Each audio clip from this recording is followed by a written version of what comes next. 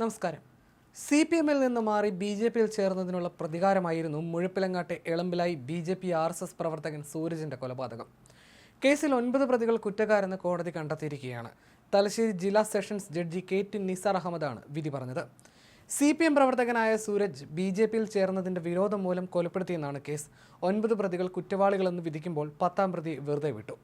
CPM പ്രവർത്തകരായ പത്തായിക്കുന്ന് കാരായിൻ്റെവട ഹൗസിൽ TK Rajeesh, കാവംഭാഗം Puthiyadath ഹൗസിൽ NV യോഗേഷ്, എരിഞ്ഞോളി അരങ്ങേറ്റുപറമ്പ് കണ്ടീൻ ഹൗസിൽ K ഷംജിത്ത് എന്ന ജിത്തു, കൂത്തുപറമ്പ് നരവൂരിലെ PM മനോരാജ്, മുഴപ്പിലങ്ങാട് വാണിയൻ്റെ വളപ്പിൽ നെയ്യോത്ത് സജീവൻ, പണിക്കൻ്റെവട ഹൗസിൽ പ്രഭാകരൻ, പുതുശ്ശേരി ഹൗസിൽ KV പത്മനാഭൻ, മനോമ്പേത്ത് രാധാകൃഷ്ണൻ, എടക്കാട് കണ്ണവത്തിൻമൂല നാഗത്താൻകോട്ട പ്രകാശൻ, പുതിയപുരയിൽ പ്രദീപൻ എന്നിവരായിരുന്നു കേസിലെ പ്രതികൾ.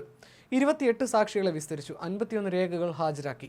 കൊലപാതകം, ഗൂഢാലോചന എന്നീ കുറ്റം ചുമത്തി 12 CPM പ്രവർത്തകർക്കെതിരെയാണ് കേസ്. 2 പ്രതികൾ സംഭവശേഷം മരിച്ചു.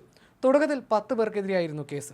TP ചന്ദ്രശേഖരൻ കൊലക്കേസ് പ്രതി TK രജീഷ് നൽകിയ കുറ്റസമ്മത മൊഴി പ്രകാരം 2 പ്രതികളെ കേസിൽ ഉൾപ്പെടുത്തി.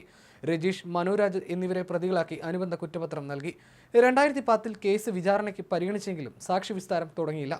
മുഖ്യമന്ത്രിയുടെ പ്രസ് സെക്രട്ടറി PM മനോജിന്റെ സഹോദരനായ മനോരാജ് നാരായണനും TP കേസ് പ്രതി TK രജീഷും അടക്കം 10 പേരായിരുന്നു പ്രതികൾ.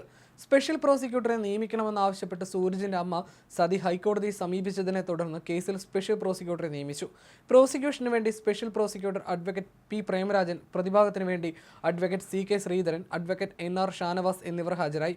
1-ാം പ്രതി മുഴപ്പിലങ്ങാട് ലക്ഷം വീട് കോളനി പള്ളിക്കൽ ഹൗസിൽ PK ഷംസുദ്ദീൻ എന്ന ഷംസു, 12-ാം പ്രതി മക്രേരി കിലാലൂരിലെ TP രവീന്ദ്രൻ എന്നിവർ സംഭവശേഷം മരിച്ചിരുന്നു. 2005 ഓഗസ്റ്റ് 7-ന് രാവിലെ 8:40-ന് ഓട്ടോയിലെത്തിയ സംഘം മുഴപ്പിലങ്ങാട് ടെലിഫോൺ എക്സ്ചേഞ്ചിന് മുന്നിൽ വെച്ചാണ് സൂരജിനെ വെട്ടിക്കൊന്നത്. സംഭവത്തിന് 6 മാസം മുൻപ് സൂരജിനെ വധിക്കാൻ ശ്രമിച്ചിരുന്നു. ഇരുകാലിനും വെട്ടേറ്റ് 6 മാസം അന്ന് കിടപ്പിലായിരുന്നു. സൂരജിനെ കൊന്ന കേസിൽ ശിക്ഷാവിധി വരുന്നത് 19 വർഷത്തെ നിയമ പോരാട്ടത്തിന് ശേഷമാണ്. 2005 ഓഗസ്റ്റ് 7-ന് രാവിലെയായിരുന്നു കൊലപാതകം നടന്നത്. ഓട്ടോയിലെത്തിയ പ്രതികൾ ബോംബെറിഞ്ഞ ശേഷമായിരുന്നു വെട്ടിക്കൊന്നത്. ഇതിന് 6 മാസം മുമ്പായിരുന്നു സൂരജിനെ വധിക്കാൻ ശ്രമിച്ചത്. 32-കാരനായിരുന്നു സൂരജ്. CPM വിട്ട് BJP-യിൽ ചേർന്നതിന്റെ പകയായിരുന്നു അരിങ്കൊലയ്ക്ക് കാരണം.